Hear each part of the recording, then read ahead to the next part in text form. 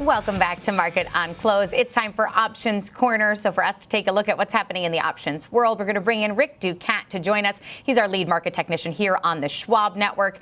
Rick, we're taking a look at healthcare today. And as I look at the sector as a whole, outperforming the S&P today, but on the year, lagging far behind the S&P. But you're taking a look at a healthcare-focused ETF right now, right?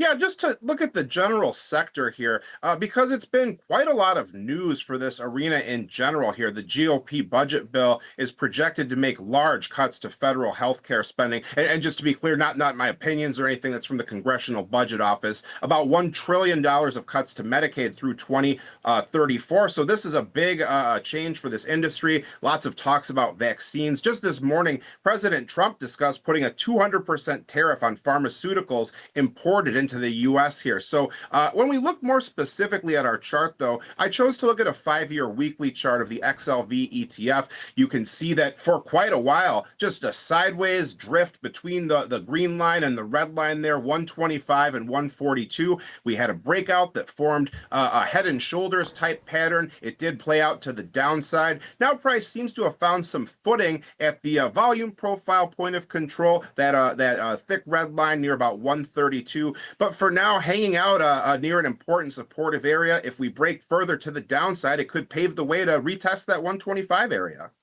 And do you think that we'll continue into this downward trend, Rick? You know, as you mentioned, we don't have a lot of definitive answers on spending and spending cuts. And then the threat of that tariff, which we have seen some of these execute at this point. Do you think that that would continue that downward momentum?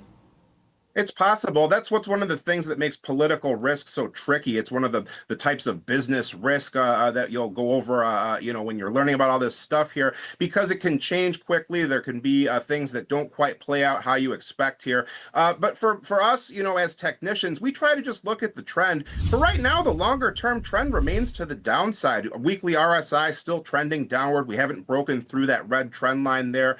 Really not making a convincing breakout out of this well-established former range that price traded within for a long time. And on the specific individual stock front, we did see Merck front and center in this space. They released a report saying that they're going to buy Verona Pharma for $10 billion.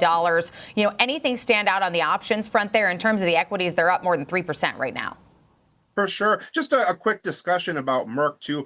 You can see, as you said, Marley, Merck very severely underperforming not only its own healthcare sector, but also the broader market, down about 33.5% during the past year there. And we can see, though, too, that the CEO said they're looking to do more acquisitions. Keytruda, their cancer treatment drug that's responsible for like $29.5 billion of sales last year, expires in 2028. So a difficult situation to be sure. But if we were to look at our candle chart here, we can see that for now, Merck seems to have formed a notable bottom here, a low point. We can see that we have bounced off of that volume profile point of control after holding on near 76. Now we are approaching those previous highs near the 85 level, that red line there. Momentum still trending upward here. Volume node coming in around the 88 or 89 level. So potential resistance there. But to look more specifically at the options market, if we were to move to our next chart, about 43,000 option contracts today, according to the volume, heavily skewed more toward the call side. About 62% of those were calls. The sizzle slightly above average activity here. So even though the stock is showing some notable gains, not too terribly much outside of typical volume here. Open interest for this stock, about 725,000 total open interest here, 54% calls. To focus on this month's expiration, though, in July, the expected move is about 78.50 to 89.50, roughly a 6% to the upside or the downside here. Biggest call open interest, 80, 85, and 110. Biggest put open interest, 65, 75, and 80. So some levels to potentially monitor during the next couple of weeks here. You can see that shaded area. That's our expected move area. The green lines represent high open interest call areas. The red lines, high open interest puts. Our yellow line there, 80. That was a high interest level for both there.